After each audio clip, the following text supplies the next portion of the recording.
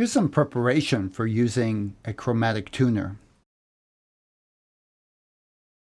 There are some tuners on the market that they call guitar tuners that just tune 6 notes, the guitar strings.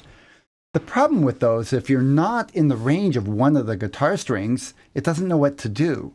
And for beginners, that's a problem. I've seen many students try to tune up higher and higher when really they were too high already, and then the string snaps. For that reason, for beginners, I really prefer the chromatic tuner. Actually, for myself as well. Let's just review the 6 strings of the guitar. The lowest string, the thickest, is E. That goes A, D, G, B, E. Let's review the musical alphabet. It's A through G. Between most notes, there's what we call a whole step. Between B and C and E and F is a half step. 2 half steps make a whole step. On the guitar, from one fret to the next is considered a half step. 2 frets would be one whole step. It's actually quite a bit easier to see on your guitar.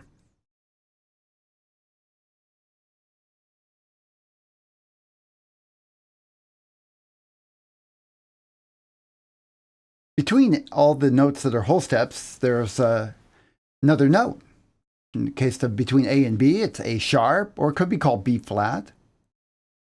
Between F and G, it could be F sharp, or the same note could be called G flat. It's one and the same. They look different on paper, but really they sound the same. And they look the same on your guitar as well. I've given you an indicator there where all the flats and sharps are. If you look on a piano, you can see all the white keys are the notes A, B, C, D, F, G, and all the black keys are the sharps and flats. It's really helpful when using a chromatic tuner to understand the musical notes so that you know if you should go higher or lower. You need to know the names of the guitar strings and then what note you're on, and determine from there where you need to go. If you're trying to tune your G string and your tuner says you're on F, you need to know you need to go up from there. You're going to go to F sharp. Even when you see the light that says you're in tune, F sharp is not the right note yet. You need to go a little higher to get to G. Then, once you get to G, tune it until it says you're in tune with G. If it's a little flat, you go up. If it's a little sharp, you go down.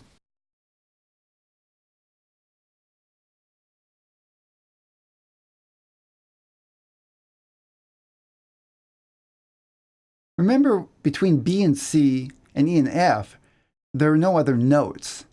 So if you're going to B to D, once you get to C, you're going to go C sharp and then D. There's no B sharp or C flat.